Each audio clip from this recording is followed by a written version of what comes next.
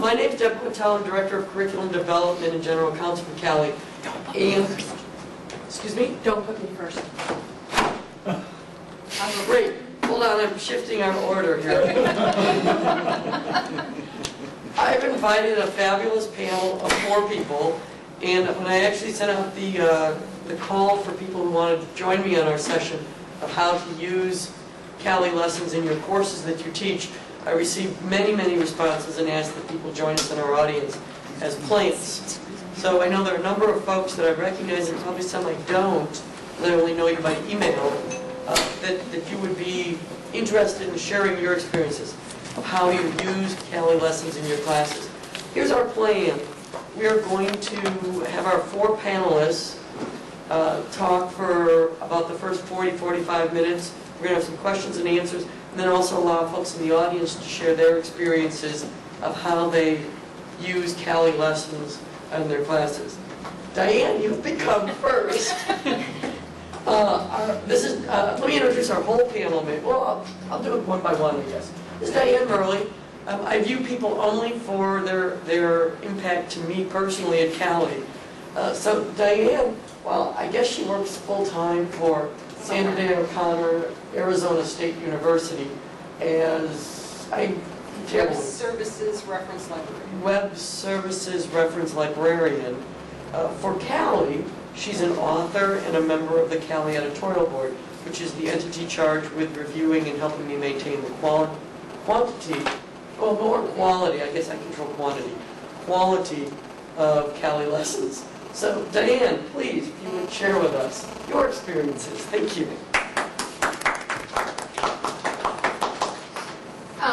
I've taught mainly legal research. For 3 years I taught first-year legal research as part of a coordinated research and writing program. So we were part of a team. The writing instructor usually went on Tuesday. I usually went on Thursday. So for 2 semesters, I had the same 40 students once a week. I'm supposed to be over here by the mic. Yeah, if you would. Thank you. You want to hear that again? No. Go on. Good. Okay. Thank you. These are my dogs, in case any of you missed it. Julie on the left, Candy Sue on the right. They moved with me from Southern Illinois to Arizona in last July. And since then, I've been teaching mostly like as a visitor to a class. So I teach a few classes in the advanced legal research class. I taught a one-day session on tax research for the tax class, that sort of thing. So I've used CALI lessons in a number of ways. I've used them occasionally as assigned reading to substitute for a textbook. And I say occasionally because I really don't think they do the assigned reading for research class. We say this is what you need to read, this is what you need for the exam. And sometimes I give them CALI lessons instead of a chapter. If I give an assigned reading, I will frequently either tell them only to do part of it, which is a good opportunity for me to go in and demonstrate to them sneakily how to use a CALI lesson without saying, I'm going to show you how to use a CALI lesson. Or I will modify the lesson. So usually they don't do the whole CALI lesson. I'll say, do these 3 parts, or I will modify the lesson. For example, I did one on state statutes. I went in and retrofitted it for my state, rather than the state of the author. That's what I do as assigned readings. Well, one other thing I did was I wrote a new lesson one time. Those of you who teach first years may have shared my experience of wondering if they had ever heard of the 3 branches of government and not being willing to spend class time teaching them about the balance of powers in the 3. So I wrote a CALI lesson on where does law come from, and for my students, and then Deb ended up picking it up and putting it on the CALI website. So those are ways I've used it for first years. For first years and for upper level students, I have suggested optional readings that I think will help them. And I think that's the best way, at least in research, to use the lessons. They will, before an exam, look at the lessons if they work for them. If for some reason, and I think there is a small minority of students that CALI lessons just don't work for, they're not going to use it. And I don't see any point in saying, you must do this CALI lesson if it doesn't work for you. So mostly I give optional CALI lessons. I've used CALI lessons as makeup classes. We had a series of workshops the students had to attend, all of the workshops in order to get the certificate in legal research. But there were some students that had to miss one class for a good reason. And we gave them a CALI lesson to replace one missed class. They couldn't do 6 CALI lessons to replace the 6 workshops, but we gave them one. So that's the other way I've used them. And then the final way I've used CALI lessons, and driven Deb crazy about it, is for illustrations. I like to begin and end every presentation with an illustration. And you can find some really good illustrations in CALI lessons. This is an illustration that Deb came up with for secondary resources. The law librarians will get it. If you don't know anything about the area you're going to research, jumping into a full-text case law database is not the way to go. You need a roadmap to tell you where to go in your research. And so this is from a CALI lesson on Arizona legal research, secondary sources. And I leave it with you as decoration for my PowerPoint slides. Thank you, Diane. And I should clarify one point. Diane sort of implicated, is that a word?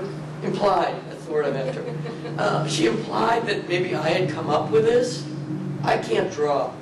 I suffer from cubism. This was actually drawn by our artist, who's done about 325 images for us now. And Eric Malinsky has vision. I tell him words, and he creates beauty. So if you want something, CALI will have it drawn for you for a lesson, or otherwise it's possible, and you can include these in your lessons. Our next speaker is Deb Cohen. And Deb, for CALI, is both an author, a member of the BizOrgs Fellowship team, and also a member of the CALI editorial board. And when she's not authoring for CALI, she is a member of the Southern New England School of Law faculty. Thank you. You didn't call me a podcast queen. Oh, I'm fearful of that. She podcasts a lot. My name is Deb Cohen, and I have way too many hats. I'm actually considering putting a series of hats on my shelf this semester and having the names on them. I have been in law teaching for 15 years. I took over interim running our academic success when our director left us last July, about 3 weeks before orientation, and we haven't managed to hire that yet. I'd be happy to take volunteers. And I got co-opted into being the Associate Dean of Academic Affairs this November.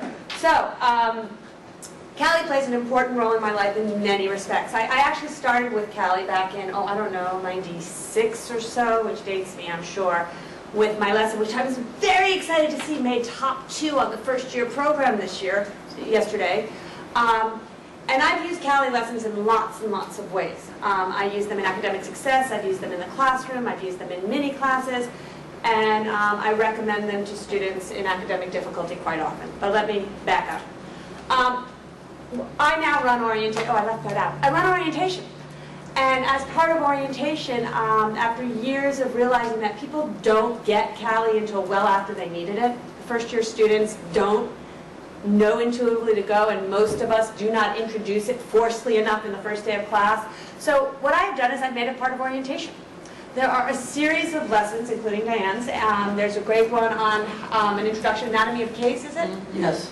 There are 2 or 3 really good, very simple lessons. And as part of my orientation materials, I send out the CALI password for our school and the CALI, how to get on, create, and I send them all to do CALI lessons.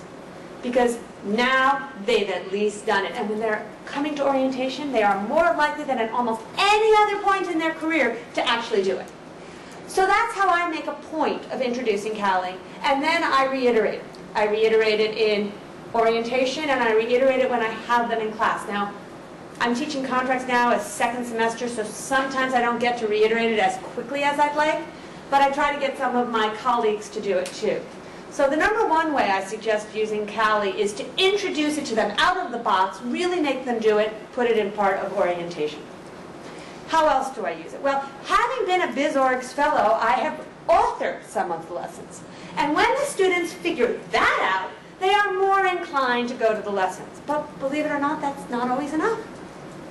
Even being the author of the lessons and telling them that I particularly like one of the lessons, mine has my old dog in it, like her dog. I use my dogs in my lessons. It's a great picture of my dog lying in his crate, hands over it, paws over his eyes. So what I've taken to doing is I pull one hypo out of one of my lessons and put it on the midterm. I do multiple assessments.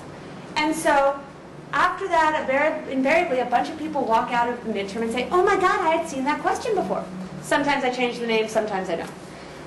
I'd seen that question, but that was in the CALI lesson. And suddenly, everybody's doing the CALI lessons. Now, to be fair, the CALI lessons will not be useful to every single student. And anyone who was at my session yesterday knows that I am trying desperately to incorporate as many learning styles and strategies as possible into my teaching.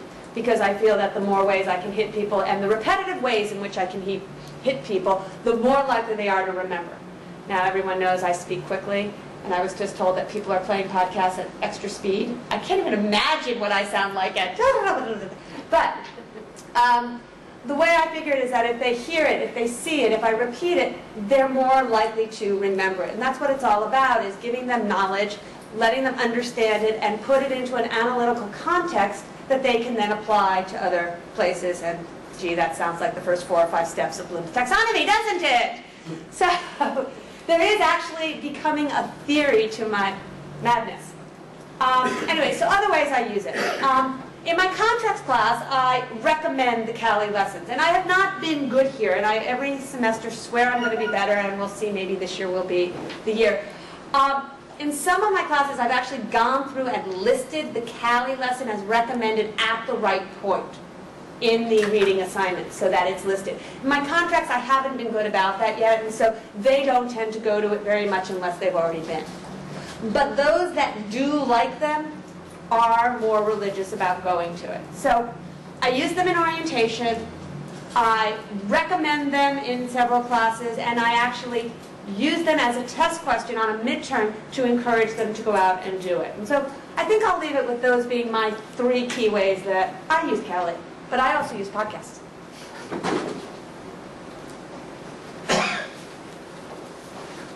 I forgot to mention Deb's podcast. Yes, thank you. Our third speaker is Sarah Valentine. And Sarah is a member of CALI editorial board, and she is also on the faculty at City University of New York with a really cool title that I always forget. It's not that cool. I think it's cool. I'm the legal research coordinator there. And legal research at CUNY, those of you may know, CUNY's very practice-oriented. It's got mandatory clinics in both the 2nd and 3rd year. And so they need students, it's mandatory for all students, who can do a high level of legal research for those clinics. And so I have the luxury of teaching legal research. It's mandatory, all students, both semesters of the 1st year, 2 credits. And I have a lot of time to work with. And I've started integrating CALI lessons, and I thought what I would do is, I also teach in the pre-law program, and I have also started trying to get students to use CALI lessons for pre-law. The anatomy of the case, your lesson, because they're really scared in pre-law, they're really going to pay attention, and they appreciate anything you can get and give them. And once you get into the crunch of school, even if you use it as a suggested reading, you may, like any other suggested reading, your students may or may not go there. And so I've done a couple things, and I think I've made a lot of mistakes that I'd like to kind of share with you with assigning CALI. My first mistake is I thought, well, this is good. I'm just going to assign a couple, I've looked through them, I'm just going to throw them up there, and that's it. And I don't think you can assign them, whether it's, even if it's just suggested, unless you go through them thoroughly and know what you're assigning, because they're discrete lessons, but they may be presenting material differently than you present them in class. And if they do, you're going to screw your students, because they're going to say, wait a minute, you said it this way, or you emphasize this, and the lesson seems to emphasize that. And it doesn't take much. It doesn't mean don't assign them. It means let them know. Let them know that the lesson may present something differently, and that's cool. But you do need to tell them about it. And it also lets them know that you think enough of this thing that you're assigning that you've done it and paid attention to it. I think you need to be clear. Oh, good Lord, sorry, I'm getting really old. Okay, I embed the CALI lessons right into my syllabus. So I use either Blackboard or Twin, and my syllabus comes up, and I've got the lesson links. And I can go see who's done, through lesson links in CALI, who's done the lessons, and when they did them, and what their score was. I use multiple grading mechanisms, and I have a multiple choice, which is great for legal research because it requires them to learn a bunch of stuff that isn't necessary for doing research, except it is. It's the background knowledge you have to have.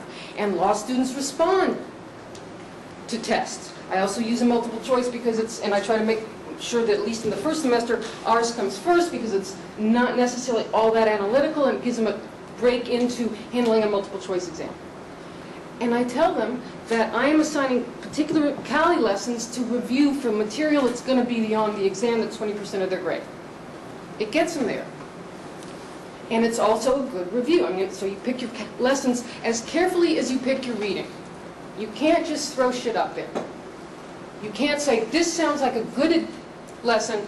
First 3 screens are good, I'm going to put it out there. And the other reason you can't do that is because if the CALI tests or CALI lessons are lessons, they create anxiety. I require some of them, which means I give them points on whether they do them or not. And maybe they don't get the points, even if they do them, if they don't get a good enough score.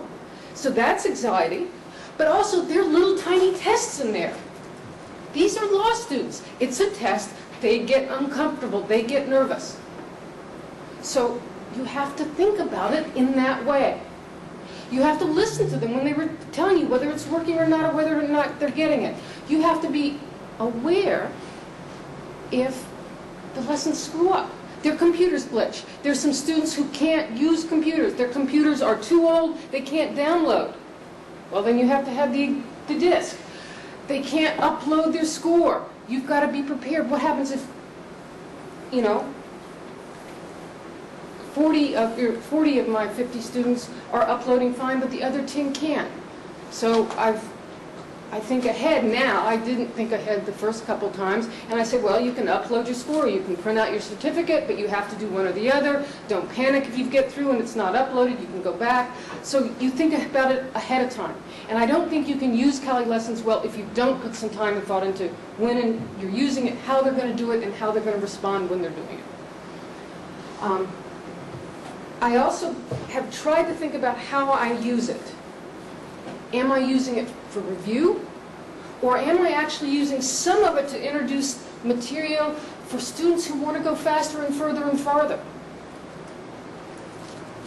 And, so obviously for those students I don't make it required, but I have, for those who really like it, and here I've spoken with a lot of our other professors at CUNY, some students take off and want more of them. They really learn to use them.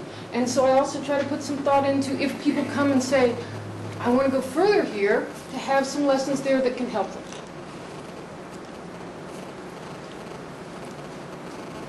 Okay.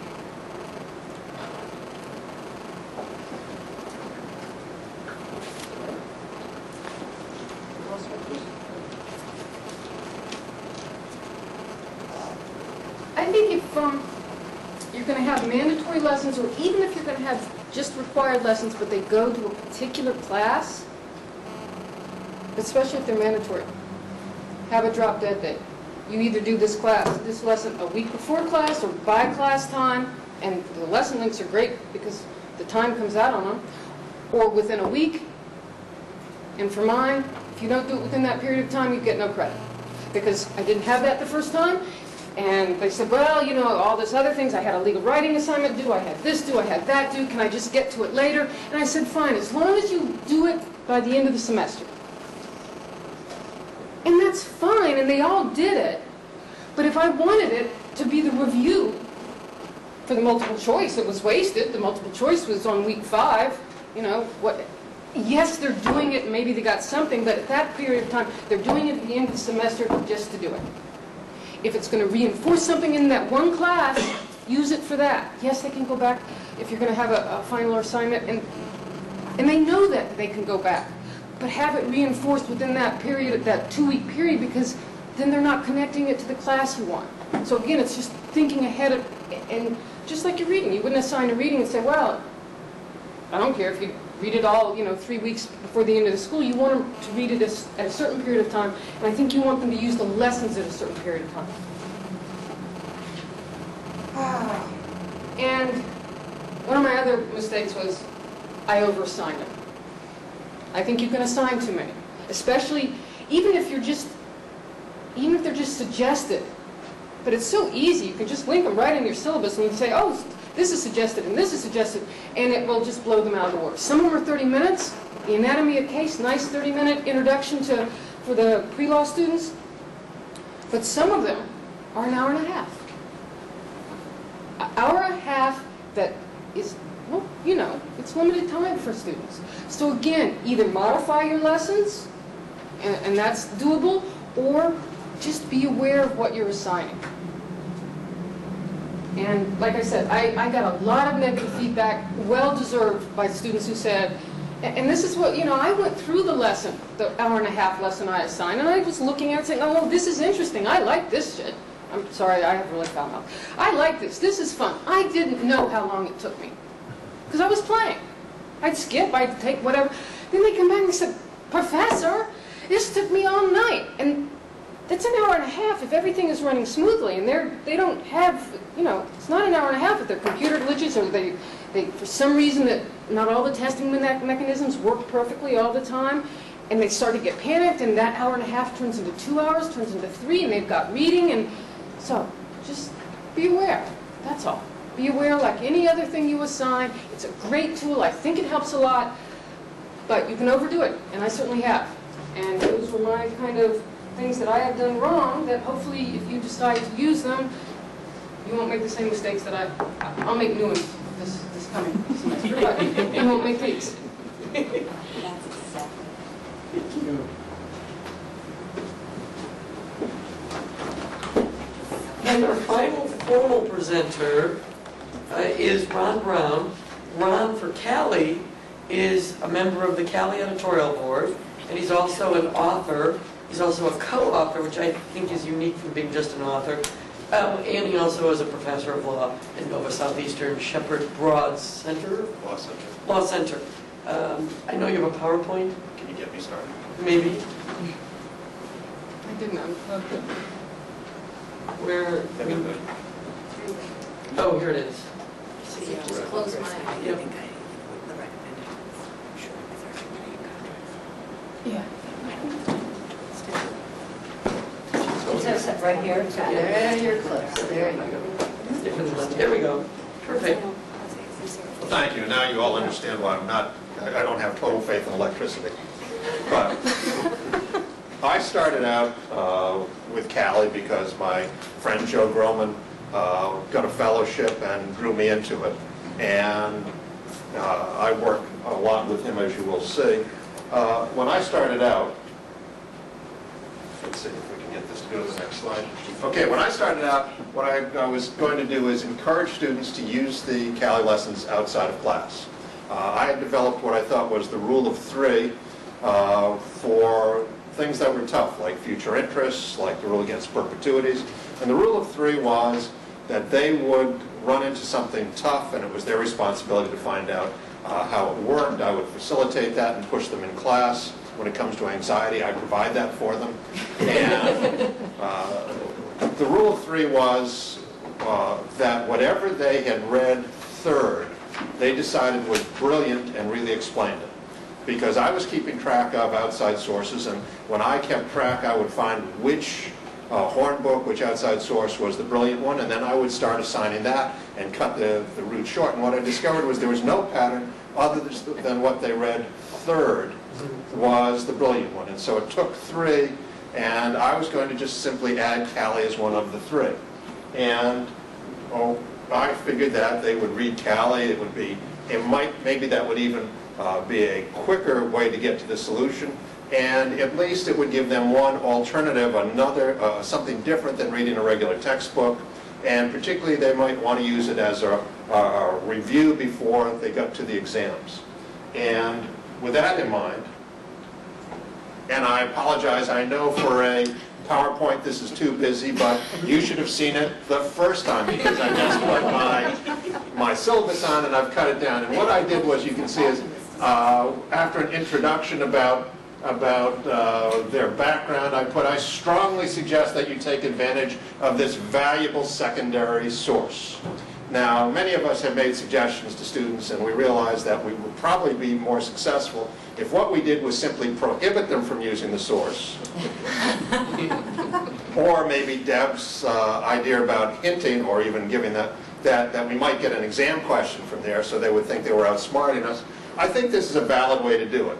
And if they want to try it, that's wonderful. If they want to use other sources, if they're happier with horn books, if they're happier with other commercial things, that's fine. But once again, my view is it's their responsibility to figure it out. I will facilitate it to some extent. I will give them sources, but it's up to them. And if they want to use this, terrific. But I found in some situations that the lessons were also helpful in getting them ready for class. And this is an entirely different concept. And so this is an example of how I did it in my legislation class.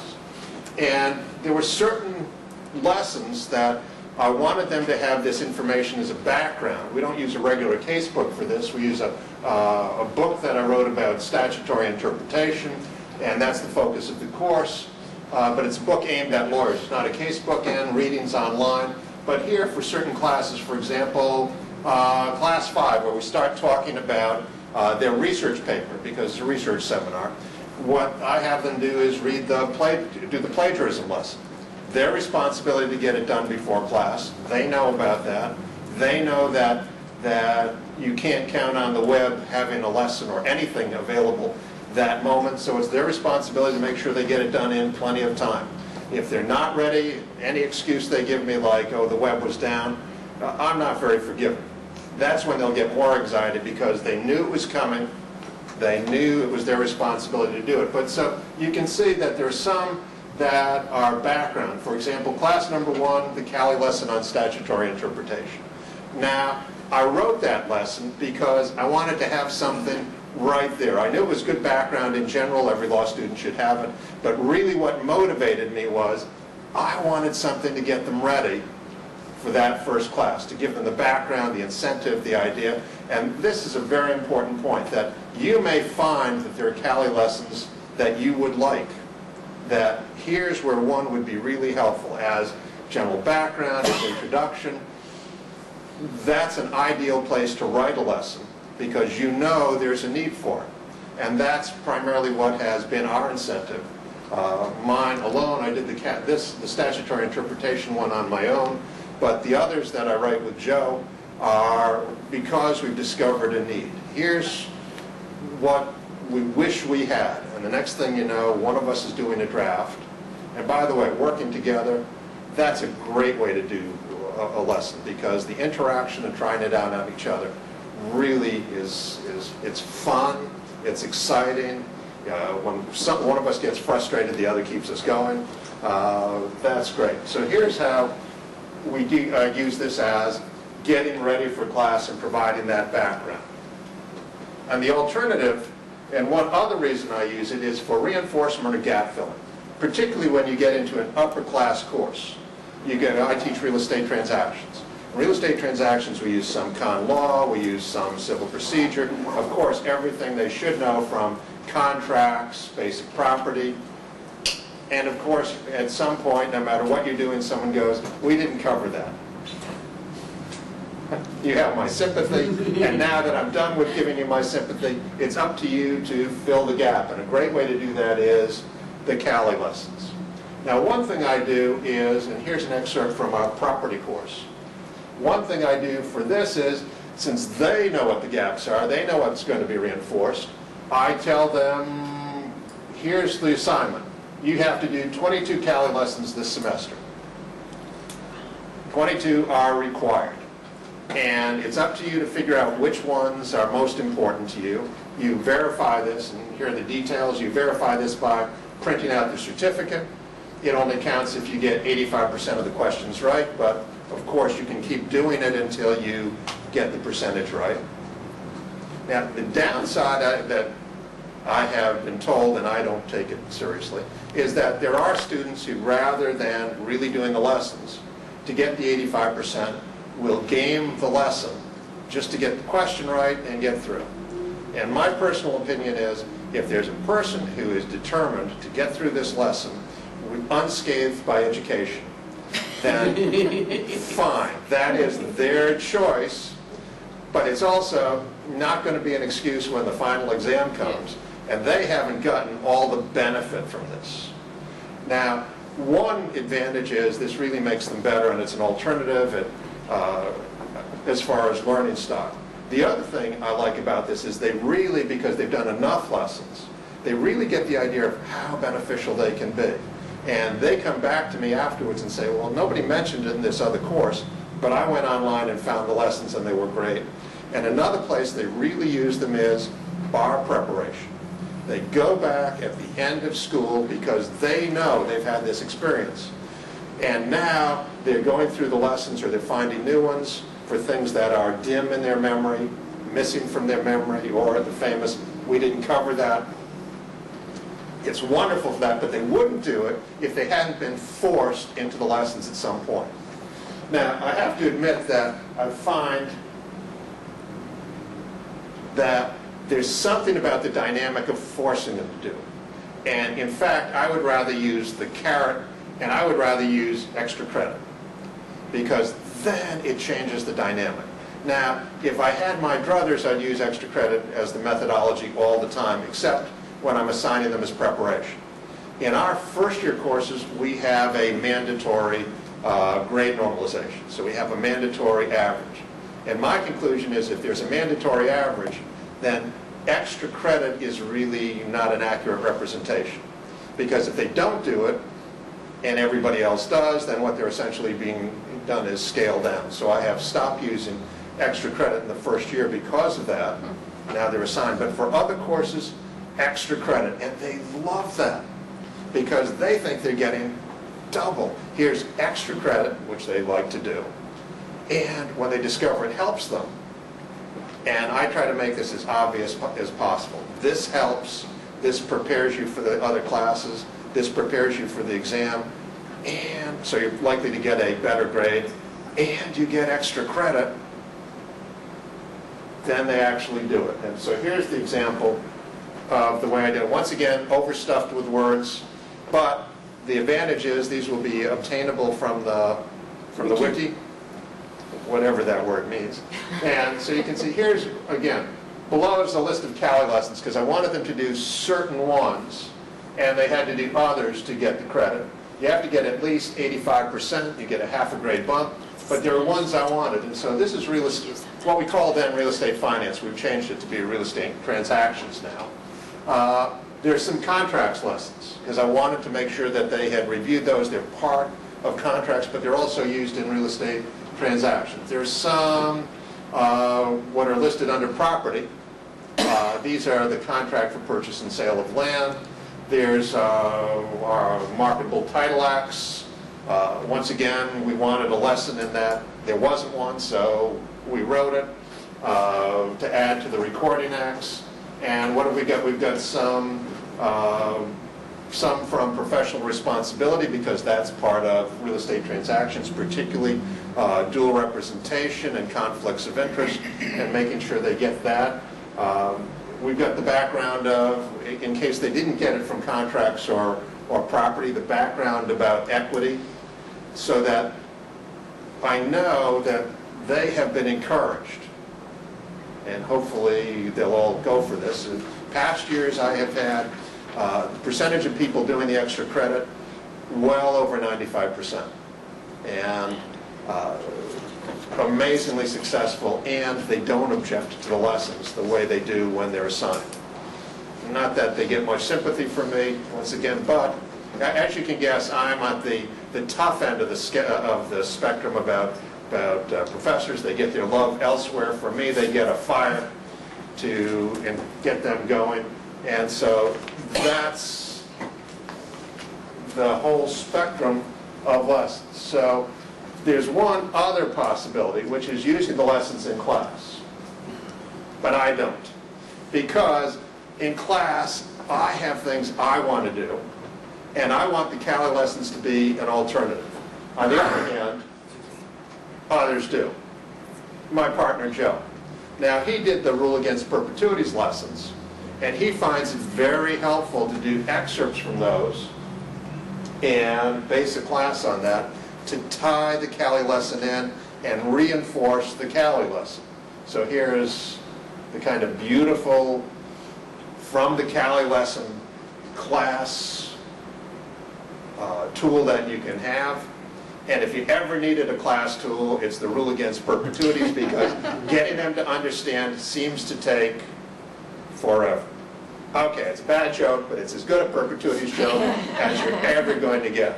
So, pardon me? I thought it was only 21 years plus a life in being. Yes, but for some of us, life in being is very, very long. So, getting back to this, our summation. You can use the lessons, simply encourage them to use them as a secondary source. One of the secondary sources that will get them to the wonderful knowledge we hope they're going to get. Or we could assign lessons as preparation for class, to help make the class better and more successful to get to that goal.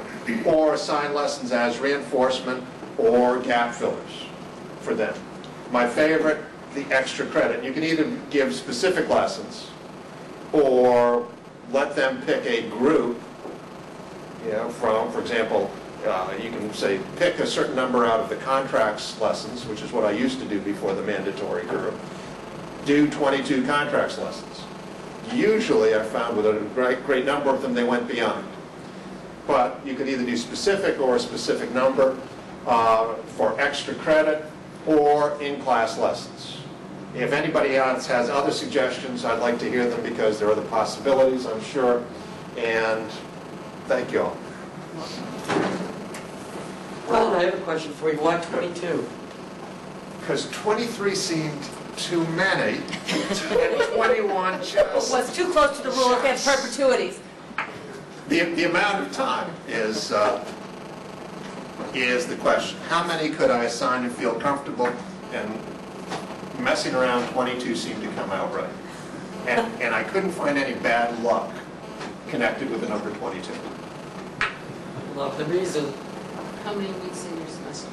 14. There are a couple things that have come up here in the presentation before we throw it open to everyone, which includes me hurling candy into the audience. I'll just display this. You know what you're working for. Ooh. You've mentioned folks have mentioned a couple lessons, and I want to show you how you actually find these lessons. Let me ask, does everyone in here currently assign CALI lessons? A few people do. I'll take that as not everyone does. So let me show And you. our online viewers, I'm sure there's some online viewers who don't. Right.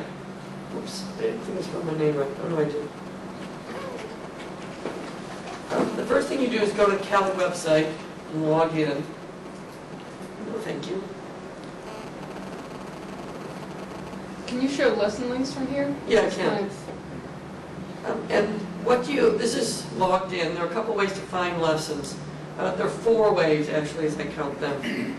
You can find lessons by subject, which is just a breakdown of first year, second, and third year. Where we do have an inaccuracy is we count legal research only as a first-year course, because for some reason we can't list it in 2 columns.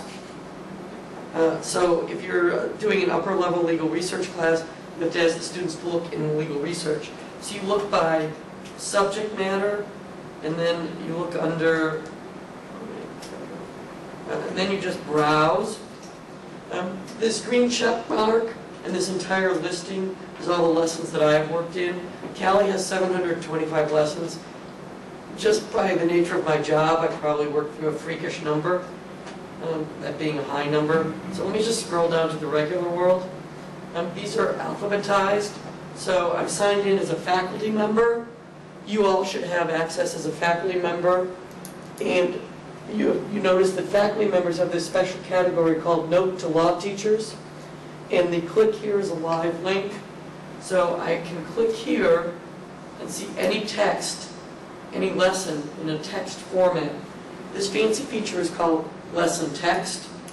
And it basically is a printout HTML document, because I do agree with Sarah that you need to work through the lessons yourself to be aware of what's inside of them.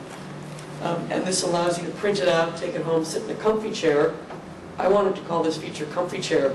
I was outvoted. But I continue to try and put that phrase out there. So you can use lesson text and see what the lesson has. It also has a feature called Mapper, which allows you to view the lesson in a iconic way. This is a little diagram of where the whole thing is. We're looking at what's covered in this blue turquoise part, which is just a small part of the lesson. This particular lesson that I picked is linear in nature. However, if you were looking at, I know for example, one of Deb Cohen's Bizorg's lessons, there'd be what we call branching in the lesson, which means think interactive adventure books, think mini-Socratic dialogue. The selection that the student picks for a particular choice means they go down a different path. As the faculty member, it's nice to know what that path is ahead of time. So this is one way that you can find lessons, just by randomly scrolling around and looking at lessons. Oh, just as a note. Sure. The branching, if you do require them to produce a certificate or the printout of how many questions they've gotten right, one of the things that creates some anxiety is if it's a lesson with branching, different people will get different numbers of questions. And so they'll wonder, how come I had 17 questions and my friend had 14? And so you have to prepare them in advance or be ready for the question of, well, there's branching in this, and if you got one right, you went down one branch, you got a certain number of questions. And the other person who answered differently, the branch had a different number of questions. And the ones who go back and redo the lesson, and for mine, I tell them you can keep doing it until you get the number of questions, you get the right score. But they sometimes find it a little frustrating or surprising. They've gone back to redo the lesson, and they go, wait, different questions. What's happening? And so just giving them a word of warning, a heads up in advance, helps a lot. The second way that you can find a lesson is you're talking with faculty, you're talking with colleagues. You see some graffiti outside that says Rebecca Trammell's plagiarism lesson rocks. By the way, it does. It does. It does. So you can type in, and this searches the description and also the title of lessons, I believe. So you type in some keyword, click this. I don't know what this is about. That's another. Okay, and it finds the particular lesson that you're after for That students. assumes you can spell plagiarism, which is Right. the one I cannot spell. Well, I copied it when I saw it on this list, so I'd be sure I Glad to be did. of help. Yeah, always. Then if you scroll down here, there are a couple other things. You can find lessons by casebook or by subject outline. Subject outline, we've got a really cool, what we call a topic grid. And what we did is pretend that you gather 100 law professors in a room, get over the fear, and then work through the idea that they all come up with an ideal syllabus. So what would that ideal syllabus include? So in other words, it's going to include things that you may not personally cover. So, for example, in this particular lesson, or topic grid rather, Underneath all the topics, we've got marriage regulation here, for example. We've got this category under substantive regulations. These are ideally words and phrases students might be seeing in their books. And then underneath are links to particular lessons that may have value to the student who's studying that particular area. So that's a way that you can also find the lessons. And then I think I'm up to fourth way, hopefully, because I've run out of ways, is, I'm sorry, I clicked the wrong way, casebook. And this is, we've taken key casebooks. If you have a casebook that you've authored or that you use that's not included here, please let us know so that we can include it. I think we're, well, all right. What you do is you click on this. It works pretty much like a casebook correlation table. And it's our best guess at the pages that a particular case would be linked to. You'll notice it's kind of all over the place here with page numbers. They are in sequence, but we've got some gaps where we consider that a particular casebook doesn't match up with one of our lessons. Again, if you find anything that you think we're missing or wow, we're off, please let us know. So that's one way to find the lessons. And then it was mentioned about score saving, and I wanted to show you the value of that. I've got some lessons here that have saved my score. Oh, here are my quick links.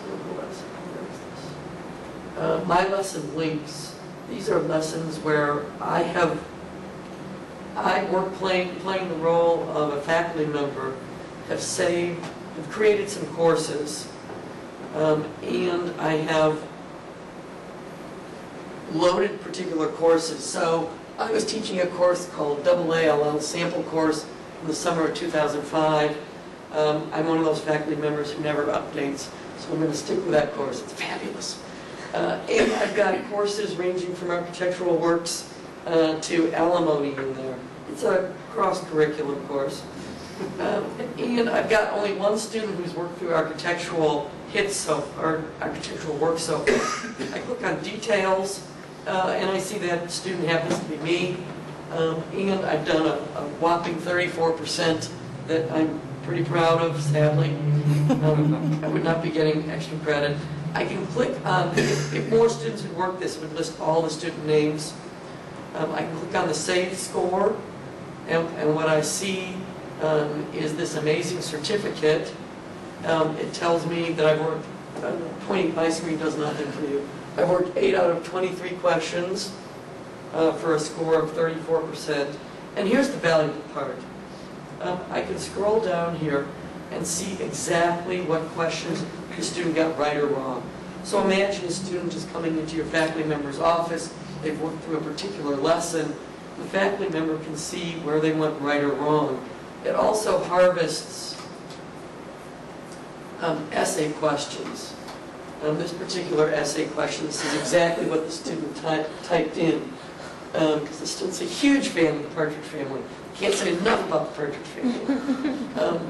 If any of your faculty members are coming to AALL in Portland, encourage them to see Len Burnett's talk where he teaches an entire course using CALI lessons, actually online, professional responsibility.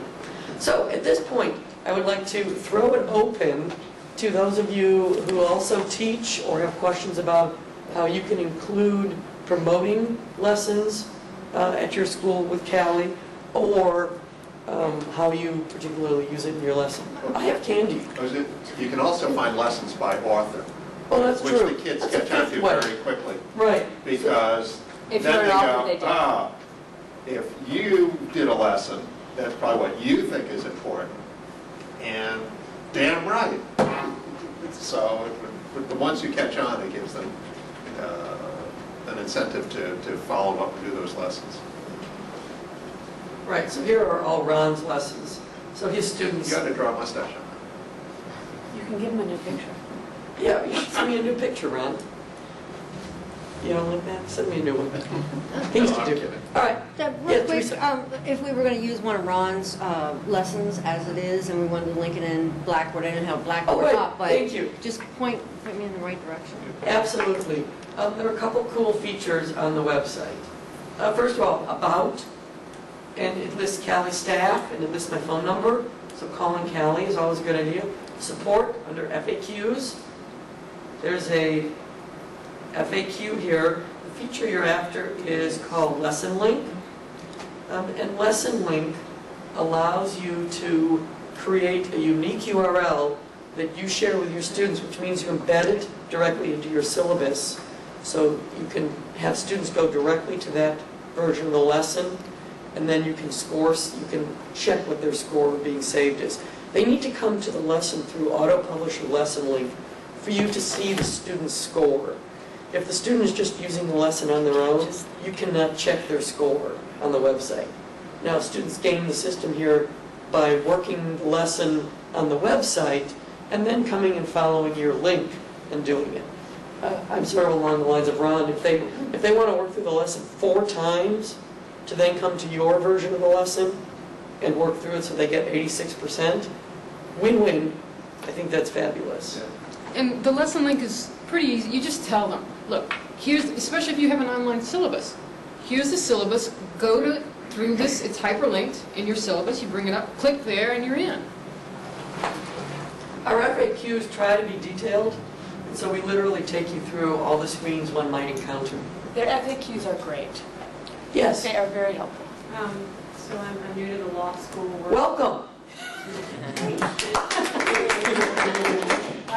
But I've worked in higher ed for a long time administering various learning management systems. So one of my many tasks is to kind of bring the 3 learning management systems into one.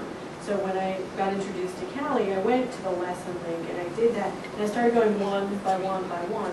What I would like to do is ease the process of incorporating CALI lessons into a template for faculty so that they can click and add any lesson in, because we're not on, meaning inside of our regular Blackboard environment. So adding, all these links so that faculty could just click and make available or unavailable. Are you saying that if I include those lesson links, that will not track the score? It will track the score. Okay. Right. The question is there an easy way to put in more lesson than one at a time? So you're not doing them one at a time. Right. And does less? Yeah, I sent an email to Elmer. Elmer, yes. Because he pointed me to this and that was great. But I was doing one by one by one, and I was like, can I just get a long list? Is there a way someone can just provide me a long list? Doesn't Twin do it? Well, Twin picks Twin it out. provides a long list, but they're, right, so if you're working through It's Twin, not they have lesson a long length. list. And I thought, to be honest, I thought we did have a long list that you could more check what you wanted to include and automatically, but I'm not sure I could find it at this minute. Who can I call? Elmer. He's the right person Yeah. to give that long list. Right. Oh, yeah. Deb, does it have to be the faculty member who signed on who does the lesson links? Does it, for You example, can- if Ron teaches half of a course and I teach half of a course, if I set up a lesson link, does he need his own lesson link so he can track just his students? Actually, the lesson link is going to be tied in to whoever created it, to the email address of whoever created it. So each So- faculty member needs to do. If the 2 of you are co-teaching a class and you've done weeks 1 through 8 links, and Ron has done 9 through 14, you're going to be able to see 1 through 8. Ron will be able to see 9 through 14. I would go to my IT people and ask for a shared email account that you only use, and you create a new account on CALI that you only use for that course, so that you both have access to the email account, or you create a shared account on CALI somehow. That's a cool idea. Yes? I guess this question is for the people who actually have taught CALI lessons. If it's required of all students, how do you deal with the students who are disabled in some way, where the lessons require some kind of disability adaptation? The lessons are workable by those machines that read through them. I don't know the names of them. Jaws. Thank you very much. That's it. I've been told that they work through that. I don't know what students who are hearing impaired and visually impaired do, to be honest. I guess Usually if they you- have the ability, if there's an ability for them to use a computer at all. If not,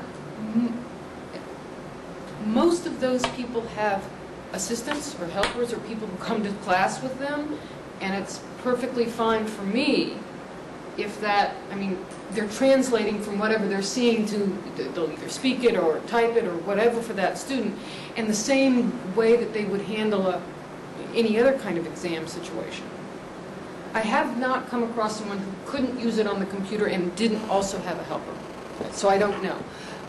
And I think I would just have to come up with something on the fly for that person. Thank you. Any other questions? Well, thank you very much for coming to our session, and please take a piece of candy as you leave. I didn't trust my arm.